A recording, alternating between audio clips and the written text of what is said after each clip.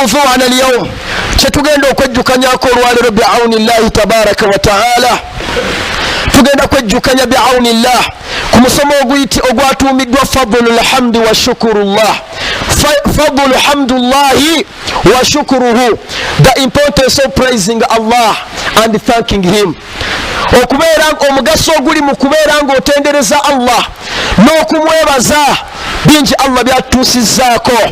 Ekyamazima emyaka 2 emabega si we wali, naawe okimanyi nti wali osula mu maka ga kitaawo ng'akuwaddeko buwakasenge woosula akafaliso oli ku aka inchi 4, naye kati alhamdulillah olina akazigo k'opangisa egindi. Wabaza Allah tabaraka wa ta'ala era omutendereze yakujja ku levo y'okwavula Allah akaseera kaaliwo ng'oyavula ng'osobola n'okukwata ekisaanyi n'okirya, akaseera kaaliwo nga wallahi wooli woofuka maama wamala kujja n'agamba nti kyokka laba engoye zonna zifuseemu, n'akutwala n'akukyusa obugoye obulala. Allah tabaraka wa ta'ala eyo gyakujje, Allah akujja mu bulamu bwakuba n'essaati emu, akaseera kaaliwo ng'olina essaati emu.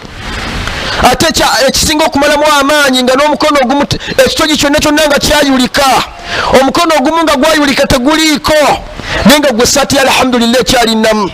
Akaseera kaaliwo ng'onoonya mulimo, olina bagamba muganda waalina emirimu, n'ogendayo n'osula ewuwe nga yakuwa akafaliso osula mu ddiiro, okyalindiddewo mirimu bikyaganye. Allah tabaraka wa ta'ala eyo gyakujje.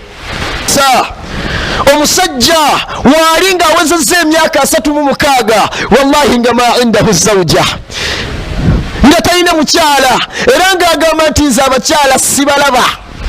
Gwe Allah tabaraka wa ta'ala akuwadde omukyala azadde n'abaana.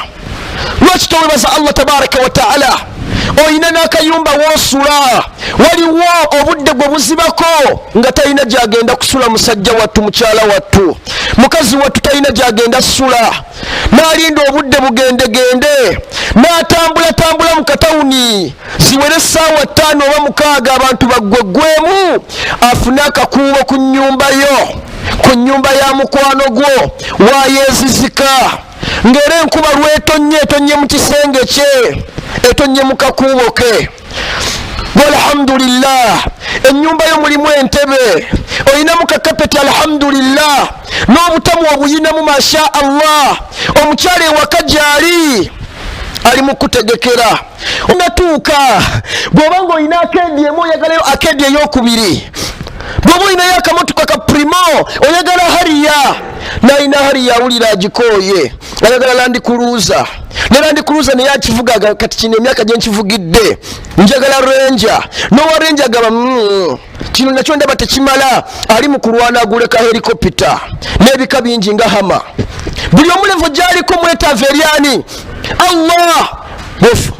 Omukulembeze bw'oba kiyamaani nawe oli mwetaavu, tonnatuuka olw'ensonga bw'olaba kino ekisanja nga kiweddeko, at least oli mu kusaba Allah nnyamba abantu bano tebanvaamu, next year banyongereyo ekisanja ekirala. Barakallahu fikum, ndi ku kiyamaani munkwate bulungi. Tujjukira Allah nakutusa mu nkola by'ayagala n'okumwogerangako, gwe weewala obwenzi. Allah ajja kuba omujjukidde nti ekyamazima kino Allah yakiŋŋaana. Tuli ffenna buli woowewala ezambi oba ojjukidde Allah tabaraka wa ta'ala.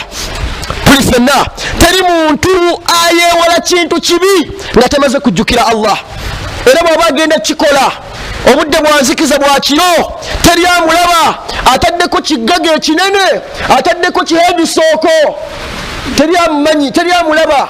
Bonna basuubira okumumanya bamumanyidde mu nkofiira na kanzu, bonna basuubira okumumanya bamumanyidde mu kubanga musajja ayambala bikalu. Kati ekiro ekikalu akijjeeyo ayambadde kikabuuti, ataddeko gugago, ataddeko guhedisooko, alina akawala kalumbye. Naye bw'aba agenda bw'ati aweta ewaabwe w'akawala, fadhakara Allah, najjukira Allah nti ekyamazima Allah akola ki? Allah ndaba ne bwetaago guhedisooko sigutadde ku mutwe gwe neetondera, guhedisooko ngutadde ku mutwe Allah gwe yakola ki? Allah gwe yatonda goggago sikutadde ku maaso ge neetondera goggago nkutadde ku maaso Allah ge yakola ki bukabuti ngwambazizza mubiri Allah gwe yatonda negwe subhanallah zoza business toyagala kumanya ogisoma olina ku WhatsApp yo WhatsApp koli business WhatsApp joli ne WhatsApp endala subhanallah subhanallah owera bidda akasimu k'amapesa ke walina ng'okasibye na bukoba kati ofunye ka smart owepankapanka osinza Allah ng'oli ku smartphone alhamdulillah la ilaha illa Allah Allahu akbar ng'olinga agamba ntukwata nko ku mapesa olinga agamba ntukwata nko ku kasimu ka rais Allah tabaraka wa taala akusitudde amadaala kati omujjukira wenna otakula mukundi tokyakuba takbira mu sola zituuka beera nga Allah kyakuwadde omwebaza nakikwatako omwebaza nakumujjukira nakumutendereza wa Allah kadde kuba bye wali obimanyi ne byoli kati obimanyi inna Allah malaikatahu yusalluna ala nabi